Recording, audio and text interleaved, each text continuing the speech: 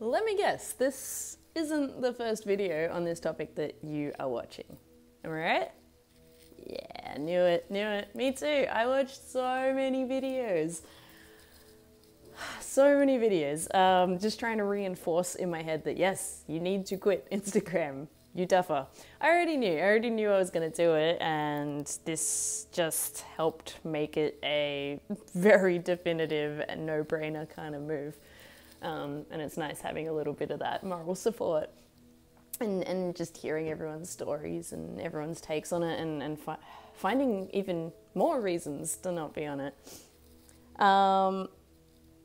I do want to say on that though, I saw quite a number of people that felt the need to apologize, like essentially apologize for creating a video that was based on a trend. And in this case, the trend is the exodus from social media. And that was a bit of a head scratcher because so the more of these videos you watch, the more it becomes very apparent that this is a drug.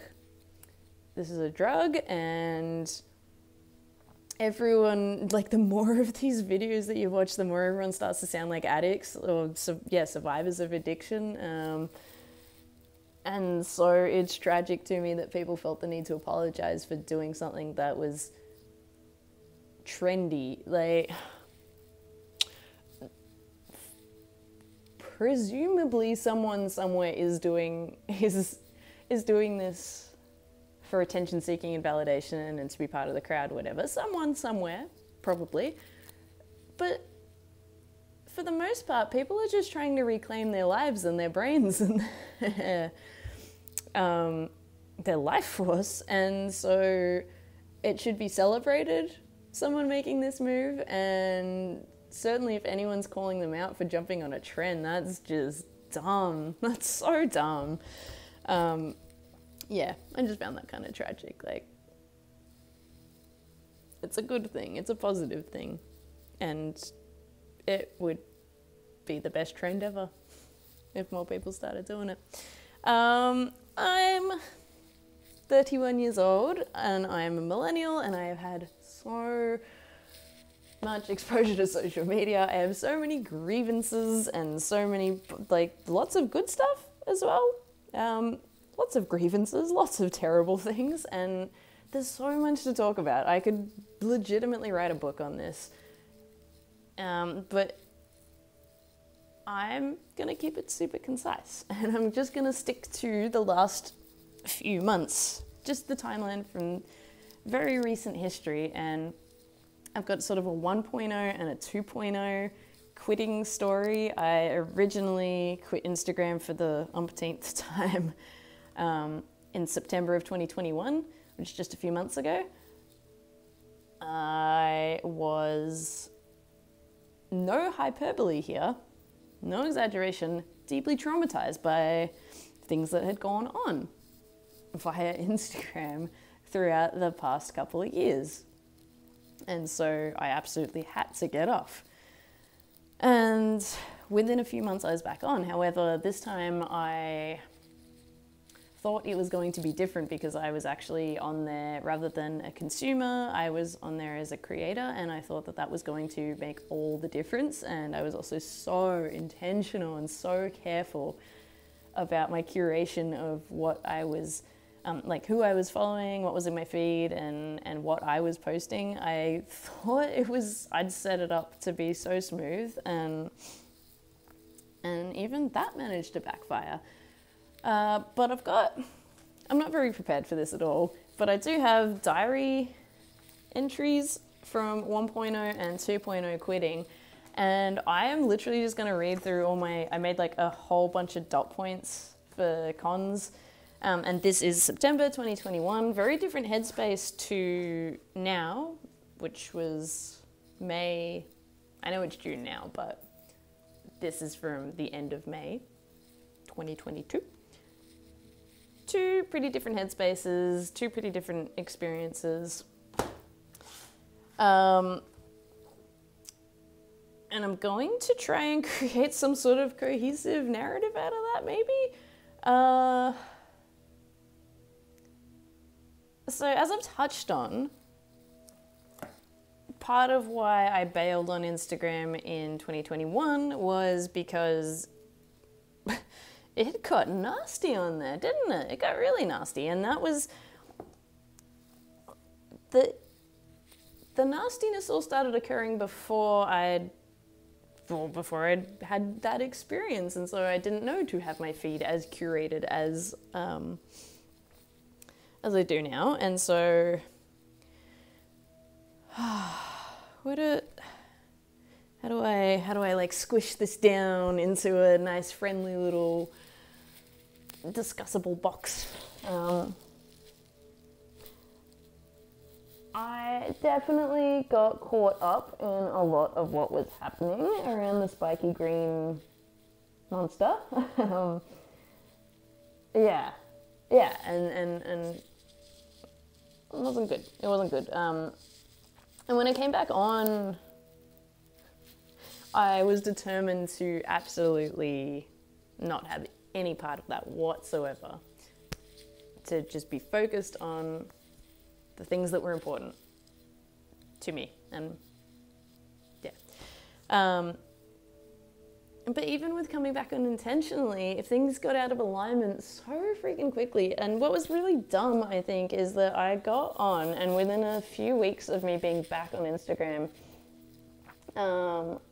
I experienced a couple of seizures, and I'd never had seizures before in my life, and they rocked my world and completely put me on my ass for a very long time. It's now almost 6 months later. I'm just starting to feel myself, more or less.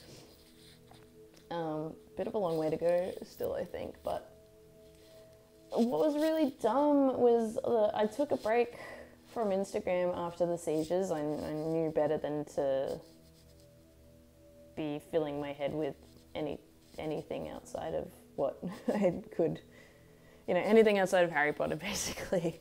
God, I listened to so much Harry Potter during those few weeks after the seizures.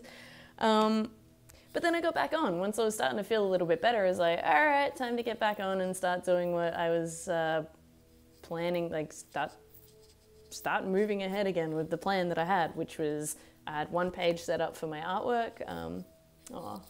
Heck, you can't quite see, but that's one of the things that I was trying to promote on one Instagram page. And then I had another Instagram page set up for, I'm a Zaya activewear rep, and who knows, maybe now that I'm not on social media, maybe I'll give up being a Zaya rep, but we'll see. And so I had another page that was for my activewear adventures, and it was dumb. It was dumb going back on. I shouldn't have done it. My nervous system and my mental health and everything was just so taxed and so broken and disheveled and weak. In the aftermath of those seizures, obviously going on back on Instagram was a terrible idea. Obviously that had pushed the limits of what I had available to me, and I didn't realize. I thought I'd made it so bulletproof that nothing bad was gonna happen. I didn't even want to get back on in the first place. I was so nervous about it. And genuinely I'd been traumatized last time around, and I kind of felt pressured into going back on, and also naively, I felt pressured by well-intentioned people. I was telling them about the things that I was doing with my artwork, with the activewear, and everyone just kept telling me, like, you gotta get back on. And I was pretty naive as well, and sort of thought, oh yeah, this is the number one way to promote anything and to do anything. This is the way to do it. This is how you get clout. And now that I'm pretty adamant about not ever getting back on, I'm starting to realize that there's any number of ways to do it. Like, the internet is a massive place, and then the local community is something that I am really neglecting, and I should be first and foremost looking to my community. I can do anything I want on my own terms, and maybe that just means reframing what success looks like for me. And to be honest, a lot of what success looked like to me was influenced by what I was seeing on Instagram by Instagrammers. So yeah, it's just a matter of a reframe. Anywho, I'm just gonna read out a bunch of the dot points that I wrote out as considerations for the first time around that I quit when I was in a very bad place. I was very low.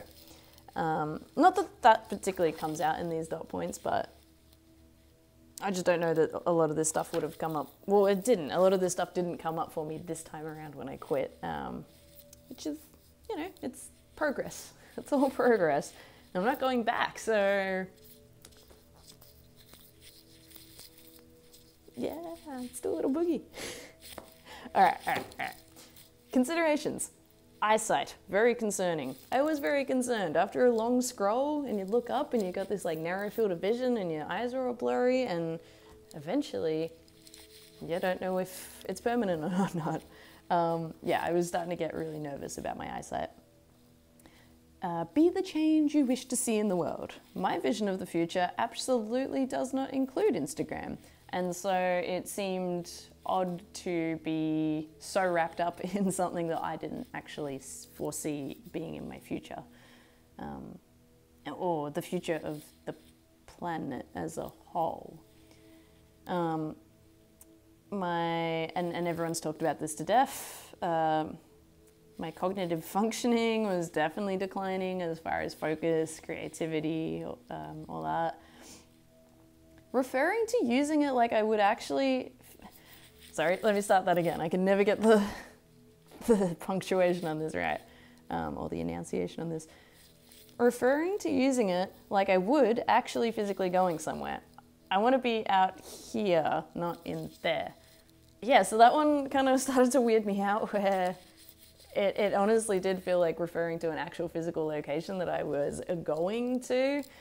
Nah, dog, it's an app in your phone. It's in your hand. It's pixels. It's numbers. It's not real.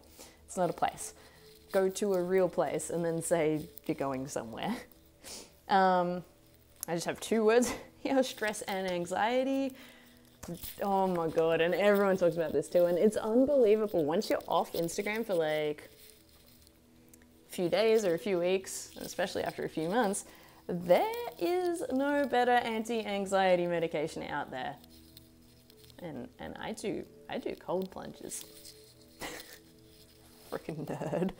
No, legitimately though, like the anxiety piece is unbelievable. And yeah, I sort of always forget though, like once you get back into the habit of being on Instagram, like my anxiety levels the last few weeks have been high, and I sort of didn't correlate the two things. And now it's been a couple of days off and I'm already starting to mellow out a lot, and it's bonkers. It's bonkers. Everyone needs to get off. Everyone needs to get off that platform. Like, how big is this anxiety epidemic? Is like, does not every single person you freaking know have anxiety? What are we doing? Being strategic about when I would first look every day, knowing full well it was all downhill from that first scroll. Very reminiscent of planning when to take drugs, knowing there'd be a huge decline in my ability to perform for some time after.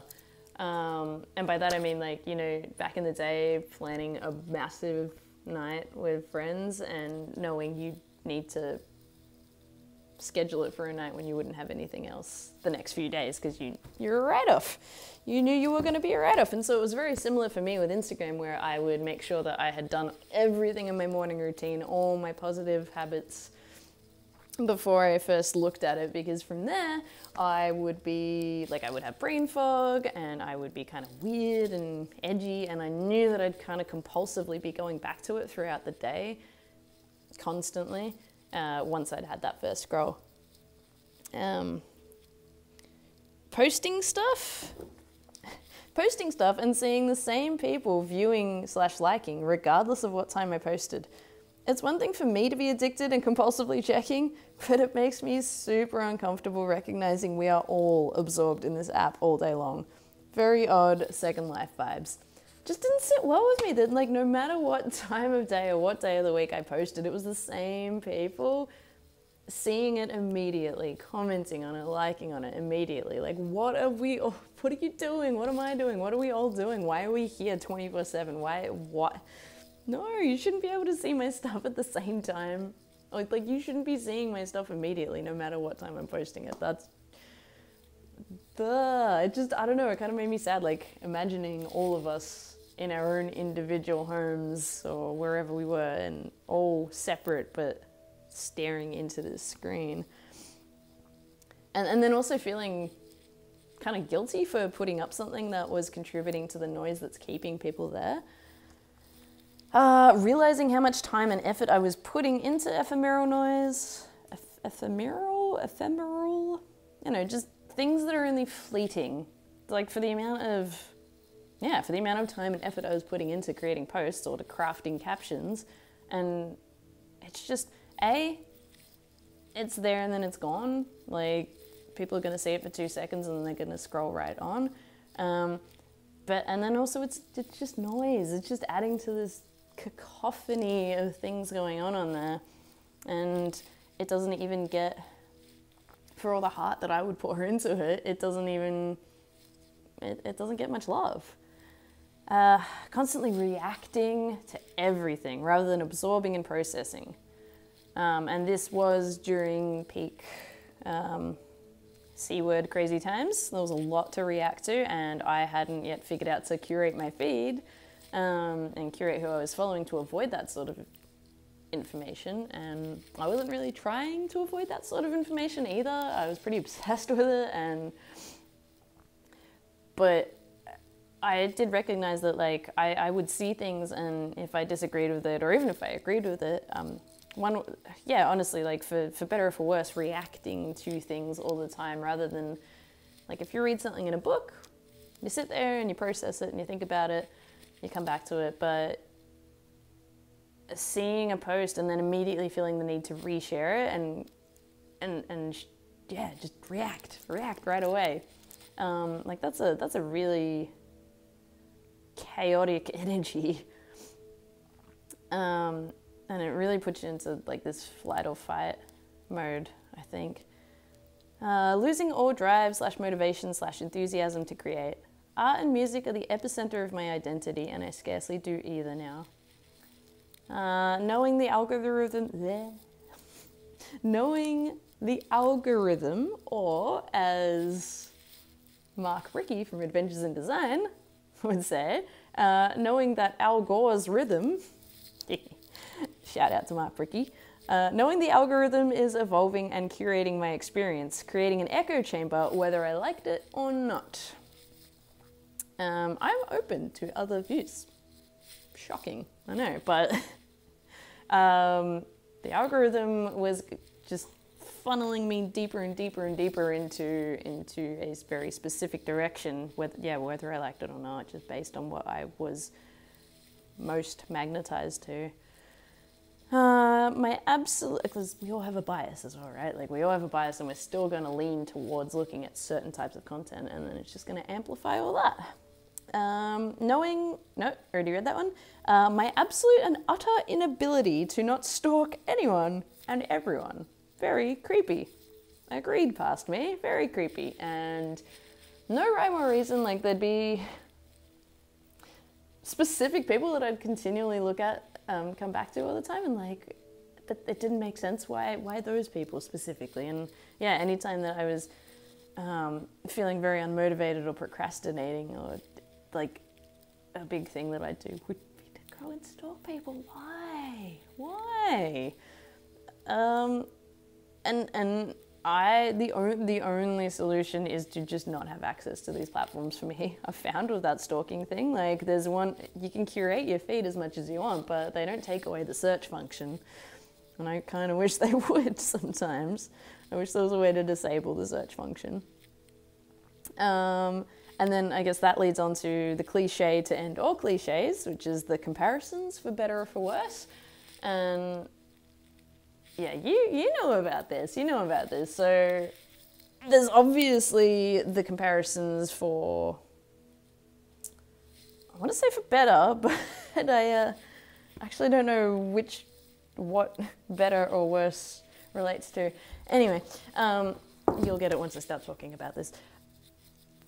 So there's the comparisons of like the body image stuff, there's the FOMO, there's the such and such as like this person's doing better at me than this, at this, and this person's crushing it over here doing this, and like this person's house is so much better than mine, this person gets to travel all the time. There's all that sort of comparison, and that's obviously very detrimental. But then there's also the comparisons, the really judgy ones, where you're going and you're looking at people's feeds just to make yourself feel better about yourself. Like, how sick and twisted and not cool. And I didn't like that I was doing that. But I also couldn't help it. Regardless of how meticulously I've gone through and created a happy place of people I follow, still being exposed to a stream of negativity, toxicity, and doomsdaying. Yeah, that stuff's pretty hard to avoid if you're on social media, right? Even if you're following, like, you could conceivably curate. Oh, my battery was low. We're still good though, yeah? Yeah, you could conceivably curate a feed that is entirely things that stick to neutral topics, or very niche topics or whatever. My interests lie in personal development, kind of over and above everything else, I suppose, like health and personal development. And so even though I was very careful to only follow people that I was going to get benefit from and were going to bring positivity to my day, and who weren't overly political or doomsday, every now and then the topics of the day still end up creeping in there, and yeah, sometimes it's just not something that was welcome in your field. And there it is, though. Responding to people's posts, then somehow ending up with multiple long-form conversations in direct messages that I really don't feel like replying to, feeling the pressure to do so, and having the weight of those unanswered messages hanging over me. I'm a shocker for replying to messages, like an absolute shocker. I don't know anybody worse. I could leave someone hanging on red for weeks. And the problem with that is that it's not like I look at it and then go away and then forget all about it. More often than not, I look at it and then it's taking up mental energy until I respond to it. Sometimes I'll start crafting something and halfway through give up on it, and then that's more energy wasted, and then I'm still thinking about it, and yeah, it's a whole thing. And so it'd be annoying to just like tap out a quick enthusiastic response to someone in the comments and then somehow have it lead to a big conversation in DMs where like the first couple of big messages I'm happy to respond to, and then after that it turns into a chore. Obviously that thing about taking photos of a moment and thinking about captions, filters, all the rest every second afterwards until you finally do post, and that's sort of the same thing about taking up all this mental energy. Posting things I regret, then having that eat away at me. Feeling pressure to create heaps of low-value content rather than spending time on passion projects / really knuckling down. It disrupts / interrupts my natural inclination for long-form content, and I am a prolific bookworm. Anytime that social media isn't part of my life, I default back to what I was always like as a kid, where I just insatiable appetite for reading, and things like podcasts and like reading long-form blog posts turns into an absolute chore, an impossible chore often if I'm on social media, stuff like that. So it's always so nice to go back to reading books the same as I always have. So much more satisfying. I am a textbook introvert in that I get overstimulated quite easily, and I have categorized myself as a highly sensitive person. Apparently I'm a Myers-Briggs type INFJ. Who isn't on the internet, right? But that stuff isn't, like, being overly stimulated, it's certainly not isolated to the real world. I found that with using Instagram, it's clearly an overload of stimulus, not to mention inhibiting my ability to rest and recharge my brain and nervous system. And that probably was the biggest thing that ended up pushing me to quit Instagram, was that my nervous system just wasn't copping a break, because it was such a stressful time out in the world and for me personally, and then to also be just bombarding myself with that stimulus constantly. Oh boy, I was a mess. I only use the app out of fear of being uninformed, fear of missing out, fear of being out of the loop, fear of not discovering new things, places, people, ideas, fear of falling behind. That speaks for itself. Don't like the idea of becoming part of the hive mind. I crave sovereignty and autonomy. And yeah, to know that my thoughts are really my own, that my interests are my own interests, that my hopes and dreams are my own hopes and dreams. I don't know if I covered, I don't think I covered this in these dot points. So what I found once I'd quit, so before I'd quit that first time, I'd been taking in a lot of like spiritual, new agey sort of content on there. And it was only after I quit that all of that stuff actually started to A, properly make sense, but B, I was actually experiencing it. And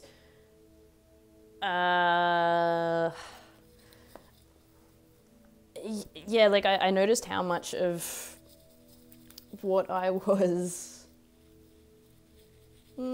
sharing with people in my real life, and like the sort of the avenues that I was going down, how much of that was influenced by the stuff that I was seeing on Instagram without me realizing that it was, I thought it was organic. I sort of thought that I was finding this stuff on my own, and you know, being lucky to stumble upon some other stuff that was leading me in new directions. But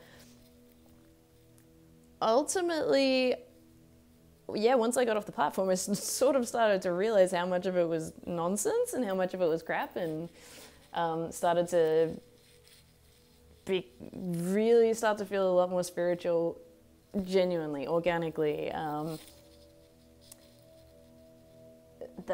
Yeah, it wasn't false. I guess that's something that I can expand on at another time. Slave to the app rather than the other way around. Ridiculous.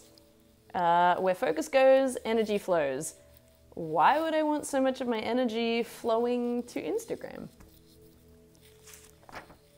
I actually will just read a page from my journal here now as well. That's probably enough negatives. But interestingly, I can even see how the positives are negatives, because they are firmly rooted in and driven by mentalities of fear and scarcity. Worry about being uninformed regarding current world events and how that would/could impact me down the line. Worry I'll never meet people in real life as awesome as my Instagram friends. Oh, that's so sad. Worry I'll be learning less and not be exposed to as many exciting new threads of inquiry. Egoic need to show people how great my life is for some reason. Fear about losing easy access to important people and resources should I need their help with something. Not being able to live vicariously through the stunning experiences others are having out in the world, and not knowing what the world has to offer. Wow. Writing all that out really highlights how our vulnerable psyches get exploited by these social media engineers. They've managed to taint even our most prized hopes and dreams with a toxic tar. Yeah. And then there was a very hippy-dippy sentence here. I'll read it out, whatever. I'm calling every part of myself I gave away to these pits of despair back into my light field. Every fragment belongs to me, not to them, not for what they harvest us for. I'm here to vibe much higher than all that noise. And then I came back with another thought that I had a few days after that. Back to the social media thing for a sec. Regarding the fear and scarcity mindset aspects, going on the app actually further perpetuated and or reinforced those feelings. The more I gained, the more I feel I'm sacrificing not being on. And I have seen other people talk about this where like as your follower count grows, as your reach grows, as your influence grows, as like the number of people that you're connected to on there grows, all that stuff, the more you feel like you've got to lose. And so then even if you understand inherently that it's not benefiting you being on there and it doesn't feel good, you cling on to it because it feels like so much more is going to get taken away. But it's weird. Yeah, the better you do, the worse, the scarier it is to lose it. I mean, I guess that's a phenomenon in many areas of life. The more I see people living their lives of adventure with their blessedly aligned friends, the more pressure I feel to be on the app making connections, so I may one day too be part of these exclusive circles. It's an insidious cycle. Very Ouroboros. Okay, you know the snake eating its tail? It's like an infinity symbol. That's called I don't know how to pronounce it, but it's called an Ouroboros. I'm just going to write it below. I'm not going to edit this video, so if I was editing this video, you'd obviously have it up on the screen there, and it'll be very comical, but I'll write it down. Yeah, so that's from 1.0. Then I went off for a little while, came back. It was all going really, really well until it wasn't going really, really well. And these are my thoughts from this most recent quitting. I got on to promote my work and products, but just ended up stifling my creativity. So we can see how that's a net loss. Even with super intentional curation of my feed and interactions on there, it turned into a toxic experience.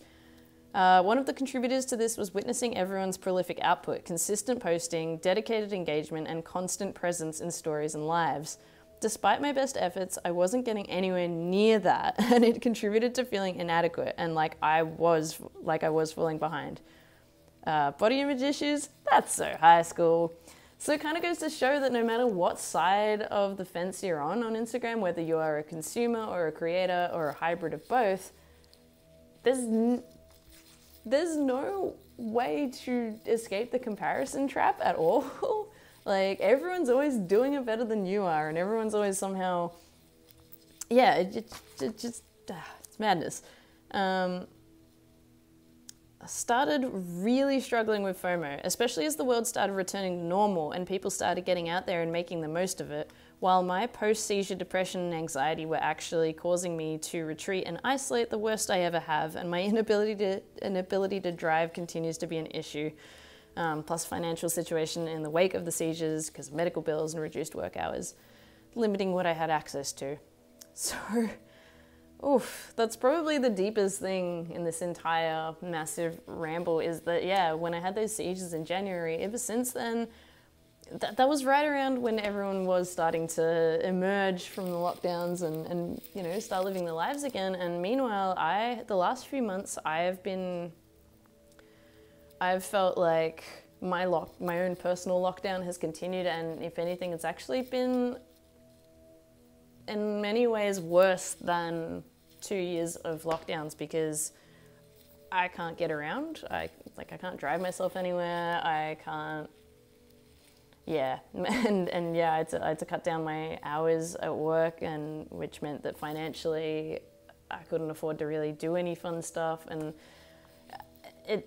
yeah, just seeing all of that on Instagram was compounding the issue. During lockdowns, it gave me a lot of comfort to see other people's adventures. I wasn't feeling FOMO, I was feeling inspired and just enjoyed living vicariously through some accounts, but this time around it actually hurt quite a bit. Impossible to know what your own inner compass is. Oh dear, there's a Yeah, so even with a feed curated entirely for inspiration and positivity, it becomes negative and overwhelming due primarily to comparison, and it's impossible to know what your own inner compass is and what is external influence. For someone who's deliberately gone through a lot... Oh, okay, here's another deep one. For someone who's deliberately gone through a lot of pain and created massive family upheaval to try and identify / get in touch with my own inner compass, this is definitely a form of self-sabotage and makes the drama I've created not worth it. It's really interesting how much deeper the level of introspection this time around, quitting as opposed to last time around, is. Yeah, I cut contact with my... It's been a bit of an ongoing saga. I cut contact with my mum in 2019 and have since then kind of... It's like, I won't go into the whole thing, but it's needless to say, it's been dramatic, to say the least, in my family dynamic. And the main reason that I had was that I needed to know who I am. I needed to know what thoughts and feelings and what is me, like what is me and what is influenced by my upbringing. And so I did this whole thing. I cut the cords and created like so much upheaval and upset, and it wasn't something that a decision made lightly, and it hasn't been a process that's been easy. And recognizing that I'm just sort of replacing that influence with another influence, in this case, people on Instagram, it's kind of like, it's a big smack in the face to my parents, to myself, to everyone that's been supporting me through this and had to also kind of take this on as their drama too. Yeah, I wanna get to know I want to get in touch with my inner compass, and considering what I've done to my family, or what I feel like I've done to my family to get to that, yeah, I can't be on Instagram and knowing how much it does end up influencing me. Like, it just seems, yeah, just replacing one thing with another. It's not worth it. It's not fair on anybody. All these quitting social media videos feel like we're debriefing after a massive social experiment. And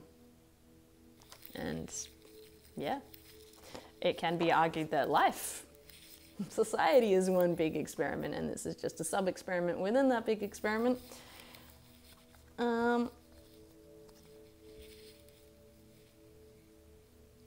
Oh, and then another point I made was, and I probably noticed it even more this time around because I was part of this problem.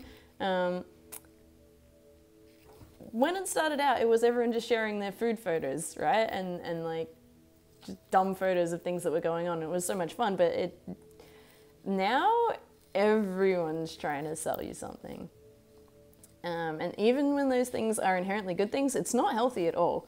Because there is just so many things. There's so many things, and there was so many things that I wanted to, so many courses that I wanted to join, and so many groups and masterminds that I wanted to join, and so many clothes that I wanted, and experiences I wanted, and all products, like one big shopping mall of amazingness curated specifically to you, by you, and a little bit by the algorithm.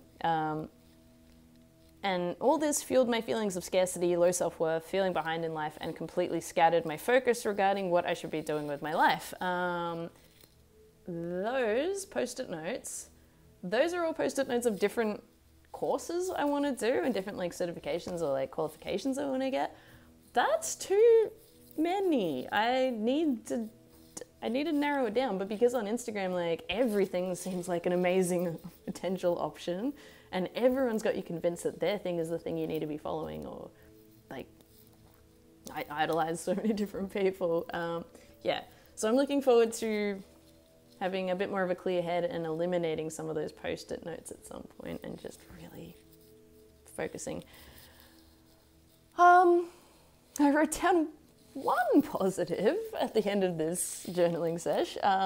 Positive. Feels so much better to share things directly with/to a loved one or close friend than to an entire audience. Feels more meaningful and less ephemeral. I took a photo of a rainbow and sent it to my boyfriend, and it felt so much better to send that rainbow to my boyfriend directly than to a huge wide mass of people. And it's strange that that should be the case. But yeah, it's more intimate, I guess. So,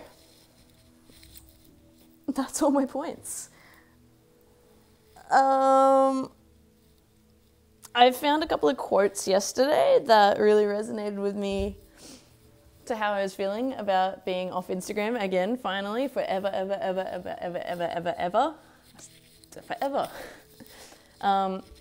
So one quote that said,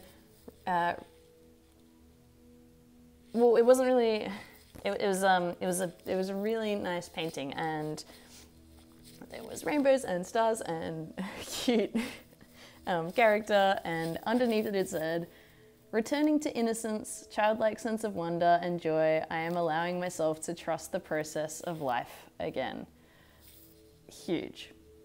A lot of the stuff that I talked about with that scarcity mindset and using the app from a place of fear, and fear that one of those fears was that I would not have access to people, that I wouldn't meet people as good as the people I was meeting on Instagram. I wasn't meeting anybody, I was meeting the Instagram them.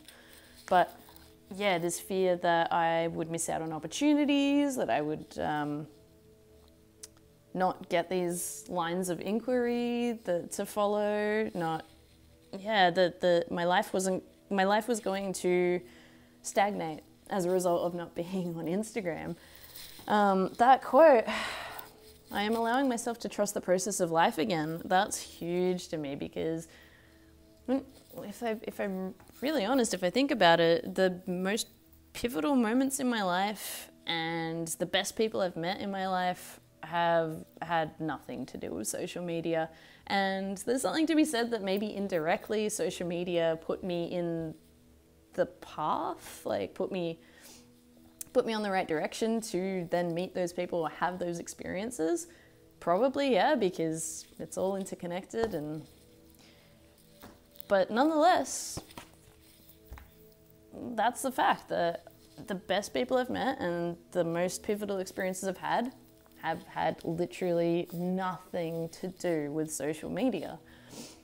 And so I do need to just get back to trusting the process of my life, trusting that things will come to me when the timing is right, that I will meet people when I meet the people I need to meet, when I'm ready to meet the people I need to meet, that I will stumble upon information in ways that catches my attention, and I'm not gonna miss out. And I guess then my final point really is, I saw another quote: "Don't chase, attract." Instagram definitely had the energy of forcing my life path rather than just letting it flow. Yeah, and I've touched on a bit of that as well. Just, idolizing certain people on there, or seeing certain directions to go and thinking, oh my God, yeah, this is the one, this is it. And also just constantly feeling like I followed so many coaches and so many personal development gurus and stuff on there, and everyone's got all these incredible course offerings that seek to address all sorts of different needs and pain points and open up all sorts of new possibilities. And there's this very real sense that time's running out when you're looking at all that stuff, that I just wanted to do everything all at once and be every person that I can, every version of myself that I can be. And participate in every activity I can, and do every sport and play every instrument and all that. And it is kind of like forcing my life path instead of just letting things flow, just naturally going with the current and going from interest to interest to interest and just seeing where that leads. And it's okay. It's totally okay to take a meandering route. And also that kind of manic energy of like, oh my God, I have to do everything all at once, and like this person's doing this incredible course and I'm going to sign up for that and I'm going to do that. Like, that is an energy of chasing, of really just trying to chase your future. And I want to attract my future. I want to be the person that my future needs me to be. And I'm not going to do that if I'm constantly outsourcing my evolution to every person on Instagram.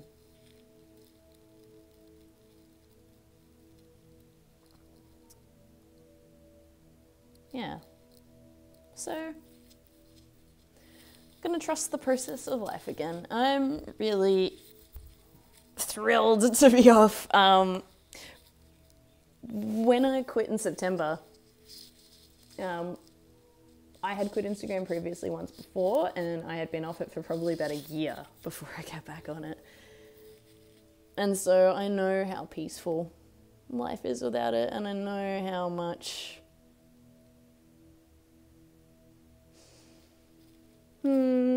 harmoniously things seem to flow. And I'm really looking forward to meeting myself again. I'm looking forward to getting to know myself again, and I'm looking forward to just focusing on what's important to me and not stressing out about